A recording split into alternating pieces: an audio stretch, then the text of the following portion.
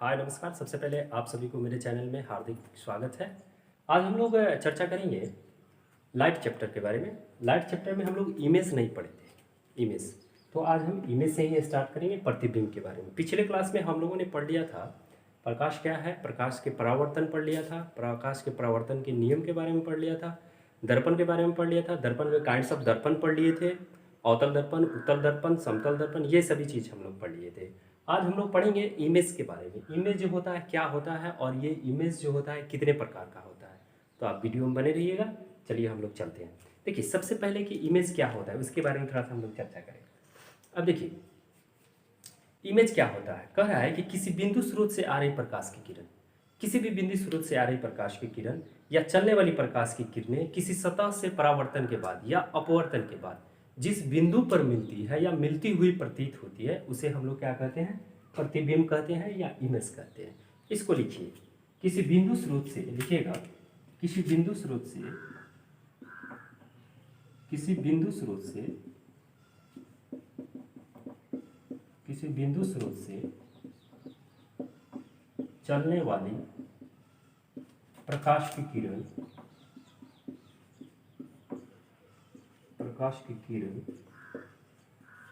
प्रकाश की किरण अपवर्तन, अपवर्तन या परावर्तन के बाद जिस बिंदु पर, जिस बिंदु पर मिलती है, मिलती है या मिलती हुई प्रतीत होती है, प्रतीत होती है, उसे इमेज कहते हैं। चलिए, इतना तो आप समझ गए। कह रहे हैं कि किसी भी प्रकाश स्रोत से आ रही प्रकाश की किरण या चलने वाली किरण जिस बिंदु पर परावर्तन या अपवर्तन के बाद, परावर्तन या अपवर्तन के बाद जिस बिंदु पर मिलती है या जिस बिंदु पर कटती हुई प्रतीत होती है उसे हम लोग क्या कहते हैं, इमेज कहते हैं या प्रतिबिंब कहते हैं। प्रतिबिंब जो होते हैं दो प्रकार के होते हैं, एक होते हैं वास्तविक प्रतिबिंब, दूसरा होता है काल्पनिक प्रतिबिंब। अब लिखिएगा आगे, प्रतिबिंब, प्रतिबिंब दो प्रकार के, दो प्रकार के होते हैं। पहला होता है वास्तविक,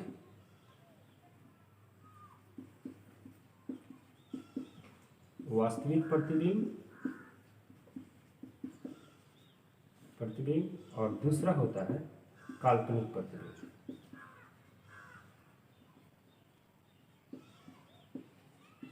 काल्पनिक प्रतिबिंब।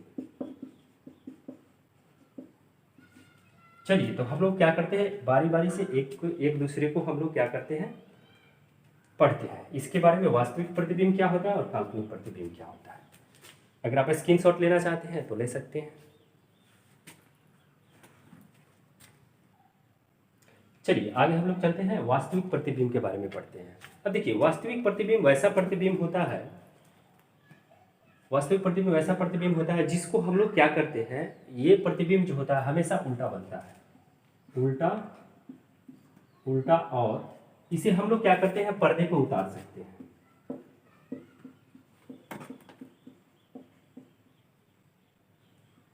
उतारा जा सकता है। अब देखिए, वास्तविक प्रतिबिंब, वास्तविक प्रतिबिंब कहने से ही स्पष्ट होता है कि ये क्या होगा, आपको उल्टा होगा। हमेशा जब इसका ये प्रतिबिंब बनेगा तो उल्टा बनेगा। क्या बनेगा, उल्टा बनेगा। और इसको हम लोग क्या कर सकते हैं, आसानी से पर्दे पर या किसी भी पर्दे पर, या जो आप पर्दा समझते हैं ना, पर्दा क्या होता है, या पट्टी जो होता है, इसको पट्टी भी कहा जाता है। पट्टी, पर्दा या पट्टी पर इसको आसानी से क्या किया जा सकता है, उतारा जा सकता है। अब इसके डिफिनीशन के बारे में हम लोग चर्चा करते हैं। प्रकाश की किरण, प्रकाश की किरण जब किसी बिंदु पर वास्तविक रूप से मिलती है, प्रकाश की किरण जब किसी बिंदु पर वास्तविक रूप से मिलती है उसे हम लोग क्या कहते हैं, वास्तविक प्रतिबिंब कहते हैं। लिखिएगा, जब प्रकाश की किरण, जब प्रकाश की किरण, जब प्रकाश की किरण किसी बिंदु पर, किसी बिंदु पर बिंदु पर वास्तविक रूप से मिलती है या कटती हुई प्रतीत होती है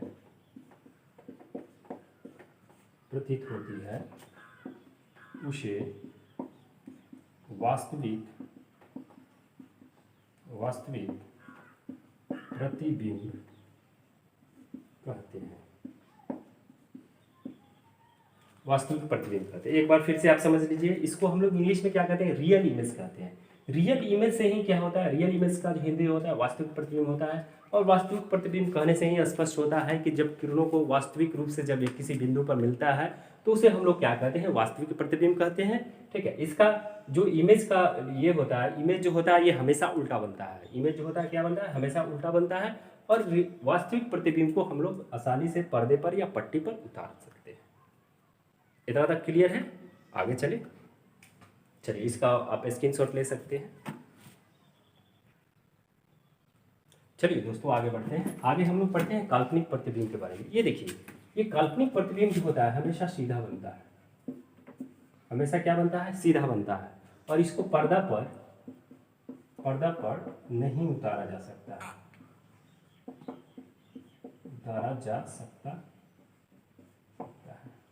देखिए, क्वेश्चन इस तरह से पूछा जाता है, वो कौन सा प्रतिबिंब है जिसको हम लोग पर्दा पर नहीं उतार सकते हैं, वो कौन सा प्रतिबिंब है जो हमेशा सीधा बनता है, वो कौन सा प्रतिबिंब है जो हमेशा उल्टा बनता है, वो कौन सा प्रतिबिंब है जिसे हम लोग पर्दा पर उतार सकते हैं। तो आप क्या बताएंगे, वह ऐसा प्रतिबिंब जिसको पर्दा पर उतारा जा सकता है वो क्या होता है, वास्तविक प्रतिबिंब होता है, रियल इमेज होता है। और वैसा प्रतिबिंब जिसको पर्दा पर नहीं उतारा जा सकता है वो क्या होता है, आपका वर्चुअल इमेज होता है या काल्पनिक प्रतिबिंब होता है। ठीक है, अब देखिए आपका बस दो ही चीज़ याद रखना है कि रियल इमेज जो होता है वो क्या बनता है, उल्टा बनता है। वास्तविक उल्टा बनता है और काल्पनिक जो बनता है सीधा बनता है। वास्तविक उल्टा और काल्पनिक सीधा। ठीक है, दूसरी चीज़ कि वास्तविक प्रतिबिंब जो होता है, वास्तविक प्रतिबिंब जो होता है वो क्या होता है कि उसको हम लोग पर्दा पे उतार सकते हैं। वास्तविक प्रतिबिंब को पर्दा पे उतार सकते हैं और काल्पनिक प्रतिबिंब को पर्दा पे नहीं उतार सकते हैं। ठीक है, बस इतना ही डिफरेंट है, एक दूसरे के अपोजिट है। क्या है, एक दूसरे के अपोजिट है। ठीक है, अगर काल्पनिक पूछे तो वो क्या बनेगा, काल्पनिक पूछेगा तो क्या बनेगा, सीधा बनेगा। अगर रियल इमेज पूछे तो आप क्या बताइएगा, उल्टा बनता है। ठीक है, इसको पर्दा पर नहीं उतार सकते हैं और उसको पर्दा पर उतार सकते हैं। चलिए आगे हम लोग थोड़ा सा इसके डिफिनीशन के बारे में हम लोग चर्चा करते हैं। देखिए, इसके डिफिनीशन कुछ खास नहीं है। वैसा प्रतिबिंब जो हमेशा क्या होता है, वैसा प्रतिबिंब जो प्रकाश की किरणों को आभासी कटान से बनता है। वैसा प्रतिबिंब जो प्रकाश की किरणों के आभासी कटान से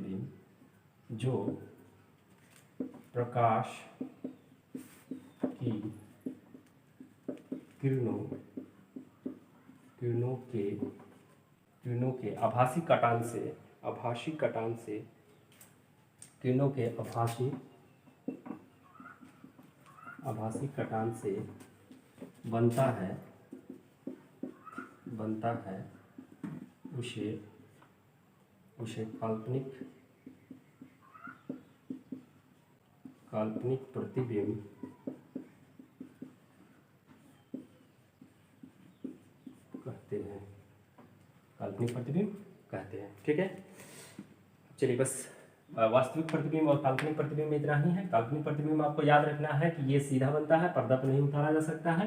ठीक है, और वास्तविक प्रतिबिंब क्या बनता है, उल्टा बनता है, उसको पर्दा पे उतारा जा सकता है। अगर आप स्क्रीनशॉट लेना चाहते हैं तो ले सकते हैं। आगे हम लोग बढ़ेंगे, क्या पढ़ेंगे हम लोग, प्रकाश के अपवर्तन के हम लोग एक ड्राइव करेंगे फार्मूला को, जो F=R/2 के बारे में हम लोग ड्राइव करेंगे। ठीक है, और जो भी होता है आपको बता दें, पहले आप इसका स्क्रीनशॉट ले लीजिए फिर आगे हम बताते हैं आपको। चलिए हम लोग आगे बढ़ते हैं और आगे हम लोग पढ़ेंगे गोलीय दर्पण से संबंधित कुछ मुख्य बातें। जैसे आपको वक्रता त्रिज्या क्या होता है, ठीक है, मुख्य फोकस क्या होता है, फोकस क्या होता है, ध्रुव क्या होता है, ये सभी चीज़ों के बारे में हम लोग चर्चा करेंगे। सबसे पहले दो क्वेश्चन आपके लिए है।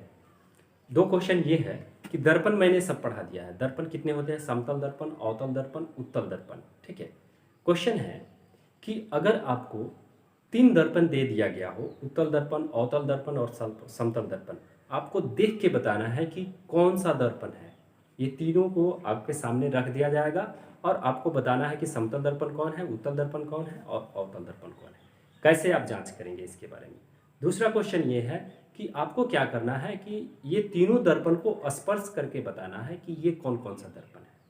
इतना आपके लिए होमवर्क है, आप ज़रूर बताएंगे कमेंट करके कैसे इसको प्राप्त किया जाता है। नहीं तो नेक्स्ट वीडियो में मैं आपको बता दूंगा कि ये तीनों दर्पण जो है इसको देखकर हम लोग कैसे प्राप्त कर सकते हैं या कैसे बता सकते हैं कि ये दर्पण जो होते हैं बिना बिना सॉरी इसको छू के कैसे हम लोग बता सकते हैं कि ये कौन सा दर्पण है, समतल दर्पण है कि उत्तल दर्पण है कि अवतल दर्पण है, या सामने रख के देख के बता सकते हैं ये कौन कौन सा दर्पण है। आगे हम लोग बढ़ते हैं गोलीय दर्पण से संबंधित कुछ बातों। सबसे पहले ये कि आपको ये पता करना है कि ये कौन सा दर्पण है। सबसे पहले मैं बता दूं आपको कि ये जो है आपका अवतल दर्पण है। ये क्या है? अवतल दर्पण है। अवतल दर्पण, अवतल दर्पण का मैंने नाम दे दिया एमएन। ठीक है। सबसे पहले कि ये जो है आपका क्या है, एक लाइन मैंने दोनों के बीचों बीच मैंने एक लाइन खींचा, जिसको हम लोग क्या कहते हैं, इसको हम लोग कहते हैं यहाँ पे ये P हो गया। ठीक है। इसको हम लोग क्या कहते हैं, ध्रुव कहते हैं। क्या कहते हैं? ध्रुव कहते हैं। ठीक। उसके बाद ये हो गया आपका X हो गया। ठीक है। इसको हम लोग क्या बोलते हैं, C बोलते हैं। क्या बोलते हैं? C, सेंटर ऑफ कर्वेचर के नाम से जानते हैं। इतना आपको समझ में आ गया। फिर हम आगे बढ़ते हैं। पहला बात कि ये क्या है, आपका अवतल दर्पण है। ठीक है। अवतल दर्पण की ये क्या है, आपका बीचों बीच से मैंने एक लाइन खींचा। ठीक है। ये क्या है, X है। ये क्या है, सेंटर ऑफ कर्वेचर, यानी खोखले गोले का या गोलीय दर्पण के या अवतल दर्पण या उत्तल दर्पण जो होता है वो किसी क्या होता है, गोले का पार्ट्स होता है, जिसके केंद्र को हम लोग क्या कहते हैं, सेंटर ऑफ कर्वेचर कहते हैं। ठीक है। या हम लोग क्या बोलते हैं, वक्रता केंद्र कहते हैं। इसको क्या कहते हैं, वक्रता केंद्र कहते हैं। इसको ध्रुव कहते हैं। ठीक है। उसके बाद मैंने क्या किया कि ये वक्रता केंद्र और ध्रुव के समानांतर एक मैंने रेखा खींचा, एक रेखा खींचा, और ये रेखा क्या कर रहा है कि अवतल दर्पण के परावर्तक सतह से टकराने के बाद ये क्या कर रहा है, रिटर्न हो जा रहा है। क्या हो रहा है, रिफ्लेक्ट कर रहा है। ये जहां पे रिफ्लेक्ट करेगा उसको हम लोग क्या कहते हैं, फोकस करते हैं। क्या कहते हैं, फोकस करते हैं। ये बात आप ध्यान में रखिएगा। इसको क्या कहते हैं हम लोग, फोकस करते हैं। उसके बाद इसके हम लोग नाम यहाँ पे हम थोड़ा सा क्या करते हैं, इसका नाम दे देते हैं ए और इसका नाम बी दे देते हैं। ठीक है। ये एफ हो गया। ठीक है। एक्स, सी और टी। चलिए हम लोग अलग अलग करके इसका क्या करते हैं, नाम दे देते हैं इस साइड में। ठीक है। ए बी क्या हो गया आपका, अपवर्तित किरण हो गया। ए पी क्या हो गया, अपवर्तित किरण। ए बी किरण अपवर्तन के बाद देखिए ये चीज़ अच्छा से समझिएगा। अगर ये अच्छा से समझ लीजिएगा तो आगे जब हम ड्राइव कराएंगे फार्मूला को F equal to R by two, F equal to R by two, ये जब फार्मूला मैं ड्राइव कराऊंगा तो आपको ये चीज़ बेहतर ढंग से आपको समझ में आ जाएगा। ठीक है। तो इसलिए मैंने क्या किया, इसको पहले आपको समझाने की कोशिश कर रहा हूँ। ये चीज़ें मैं आपको समझाने की कोशिश कर रहा हूँ। ए बी क्या है, आपतित किरण है। ए बी आपतित किरण जो है अवतल दर्पण के परावर्तक सतह, परावर्तक सतह क्या है, ये अंदर वाला परावर्तक सतह है। बाहरी वाला सतह पर तो मैंने पेंट कर दिया, तो अंदर वाला क्या हो जाएगा, परावर्तक सतह हो जाएगा। परावर्तक सतह से टकराने के बाद ये क्या कर रहा है, ये मुख्य अक्ष को किस पे, फोकस एफ बिंदु पर क्या कर रहा है, काटते हुए बाहर निकल जा रहा है। ठीक है। इतना आप समझ गए। चलिए हम इसको इधर साइड में लिख देते हैं कि कौन सा क्या है। ठीक है। पी मतलब होता है ध्रुव हो जाए। पी का मतलब ध्रुव हो गया। पी मतलब ध्रुव हो गया। उसके बाद एफ मतलब फोकस, फोकस। ठीक है। उसके बाद आपका सी आता है। सी मतलब हो गया वक्रता, वक्रता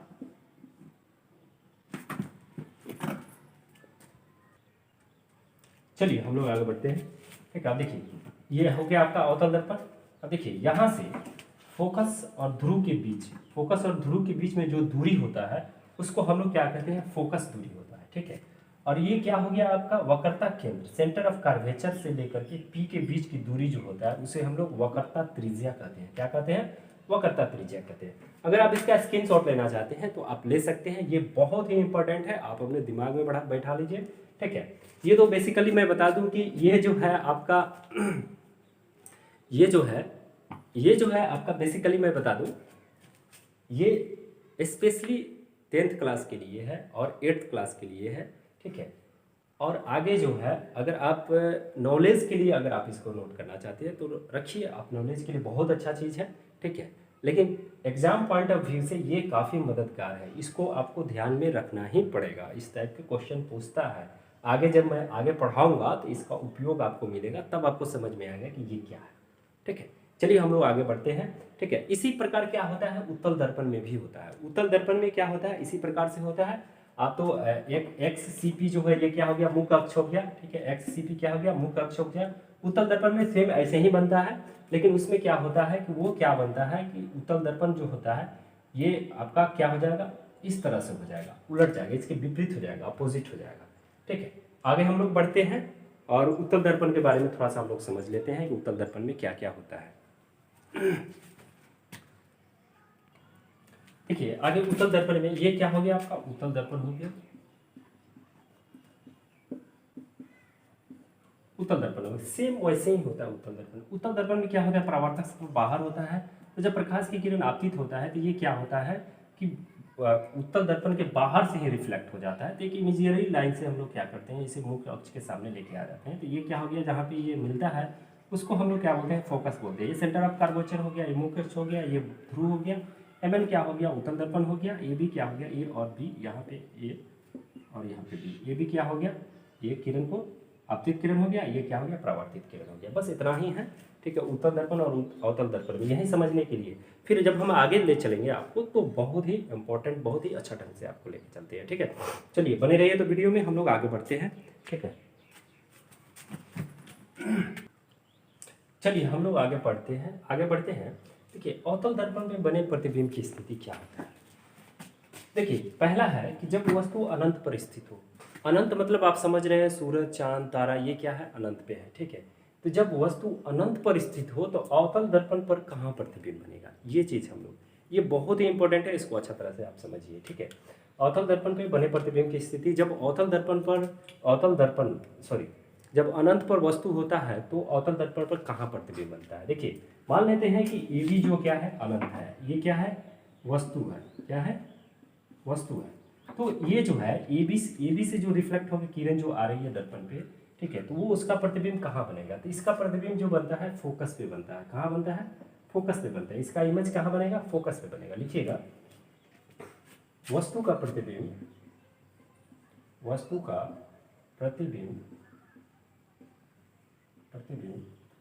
फोकस पर बनेगा, फोकस पे बनेगा, ठीक है। अब ये है कि वस्तु का आकार क्या है, वस्तु का स्थिति के मतलब वस्तु का उस नेचर क्या होगा। वस्तु का नेचर जो होगा वो क्या होगा, आपका वस्तु का नेचर जो होगा उल्टा और वस्तु से छोटा होगा। ये क्या होगा, इमेज जो बनेगा उल्टा बनेगा, उल्टा और वस्तु से छोटा बनेगा। ये तो आप समझ गए कि जब अवतल दर्पण पे जब वस्तु अनंत पे हो तो अवतल दर्पण पे कहाँ बनेगा, तो कहाँ बनेगा, आपको फोकस पे बनेगा। इसके अपोजिट आप एक और चीज़, छोटा सा चीज़ आपको सिखा रहे हैं यहाँ से, अगर आप ये समझ जाइएगा तो आपको कभी भी आप जिंदगी में कभी लाइफ में भूल नहीं सकते हैं। देखिए इसके अपोजिट क्या होता है कि जब वस्तु फोकस पे हो, इसका प्रतिबिंब कहाँ बनेगा, जब वस्तु फोकस पे होता है तो इसका प्रतिबिंब जो होता है अनंत पे बनता है। कैसा बनता है, कहाँ बनता है, अनंत पे बनता है। जब वस्तु को फोकस पे रखा जाएगा तो ये वस्तु कहाँ बनेगा, अनंत पे रहेगा। अगर जब अनंत पे रहेगा तो इसके वस्तु कहाँ पे बनेगा, फोकस पे बनेगा। ये चीज़ आप ध्यान में रखिएगा। अब देखिए ना, इसमें क्या होता है कि वस्तु का प्रतिबिंब क्या बनेगा, फोकस पे बनेगा। ये तो सही है, ठीक है, समझ में आ रहा है सबको, ठीक है। और वस्तु क्या होगा, वस्तु इमेज का जो आकृति होगा वो क्या होगा, छोटा होगा, उल्टा होगा। इतना समझिए। अगर आप स्क्रीनशॉट लेना चाहते हैं तो ले सकते हैं। आगे इसमें से और हम लोग आगे बढ़ेंगे, ठीक है। काफ़ी अच्छा तरह से हम आपको समझा रहे हैं, समझाने की कोशिश कर रहे हैं। हमको आशा है कि आप समझ पा रहे हैं मेरी बात को, ठीक है। चलिए आप इसका स्क्रीनशॉट लेना चाहते हैं तो ले सकते हैं।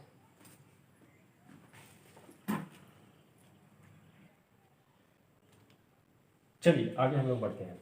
है यहाँ पे जब वस्तु अनंत और वक्रता केंद्र पर हो, जब वस्तु अनंत और वक्रता केंद्र पर हो, तो इसका जो प्रतिबिंब बनेगा फोकस और वक्रता केंद्र के बीच बनेगा, फोकस और वक्रता केंद्र के बीच बनेगा। वास्तविक उल्टा और वस्तु से छोटा बनेगा, वास्तविक उल्टा और वस्तु से छोटा बनेगा। नेक्स्ट है, जब वस्तु केंद्र पे हो, जब वस्तु क्या हो, केंद्र पे हो, तो इसका प्रतिबिंब कहाँ बनेगा, केंद्र पर ही बनेगा और वास्तविक उल्टा और वस्तु के बराबर बनेगा, वास्तविक उल्टा और वस्तु के बराबर बनेगा। चौथा है कि वक्रता केंद्र और फोकस के बीच हो, वक्रता केंद्र और फोकस के बीच हो, तो इसका प्रतिबिंब जो होगा वक्रता केंद्र और अनंत के बीच बनेगा और वास्तविक और वस्तु से बड़ा बनेगा। वस्तु से क्या बनेगा, आप इसका स्क्रीनशॉट लेना चाहते हैं तो ले सकते हैं। आगे हम लोग बढ़ते हैं।